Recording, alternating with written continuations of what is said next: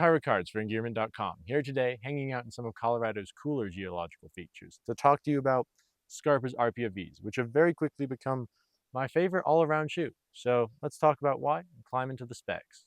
If you're not familiar with Scarpa, you're about to be. They're one of the biggest names in climbing shoes, and the Arpia V is a testament to what they are capable of.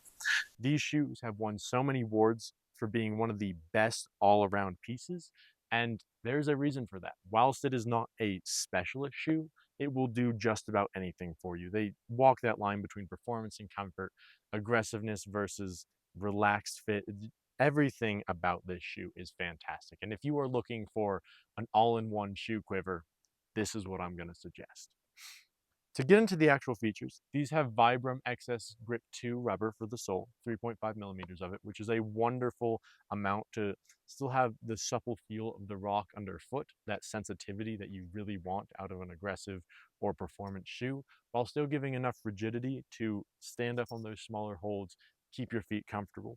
As far as the toe box, that has Scarpa's stickiest rubber to date, the M50 rubber, which is super cool. So if you're getting more into toe hooks, as you start to develop your bouldering, this is a great shoe to practice with. They're going to have a mild downturn, nothing aggressive, but enough to start getting your feet into shape for those more aggressive shoes, but also, again, performance and comfort. And they're not massively asymmetric, so again, very comfortable.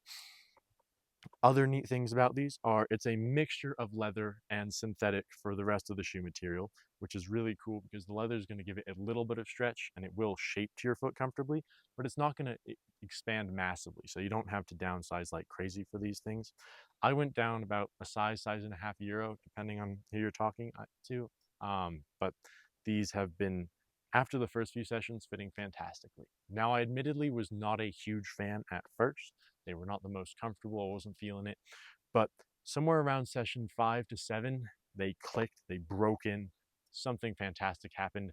And then I took them outside and I have not looked back since. They have become my primary outdoor shoe, especially for sport and even some multi-pitch. They're comfortable to walk around in while still performing and giving me the kind of experience I want to have on real rock. Other neat things about these are going to be the liner, super comfortable. It's going to be a microfiber, which means that you will still get that supple feel underfoot, but again, a lot of comfort, super nice to wear around. They have two opposing straps. The top is one is going to be a bit bigger, and when you open them up, and I'll show you this, they have this cool tongue that is a little stretchy, which means they're going to fit a variety of different foot sizes, and then even when it's scrunched up like this, you don't feel it, so it's not uncomfortable. Super nice, super comfortable. And then they also have the TA tension system, which Scarpa uses to provide dispersed tension when you're on tinier holds, especially on like more slabby stuff, but it won't put extra rubber under toe, which is really nice. And then a few of Scarpa's other more secret technologies that don't really give us details about, but they're packed into this thing. The heel is nothing crazy, but it's still going to perform on heel hooks. Like I said, that toe, it's not as covered as a more aggressive bouldering shoe, but it will still get those nice toe hooks or be able to jam into funky places and perform. You could even probably get up a crack in these shoes, and while it wouldn't be the most comfortable, it would function. And then the last thing I'm going to say about this shoe, and really just harp in on this point, is if you want one shoe, if you're newer to climbing, you want a shoe that you know will last you, that will perform, this is really what you want to get. It prices at $169 USD, which isn't as cheap as something on the lower end of the lines, but it will still perform, it will last, it will do everything you want it to.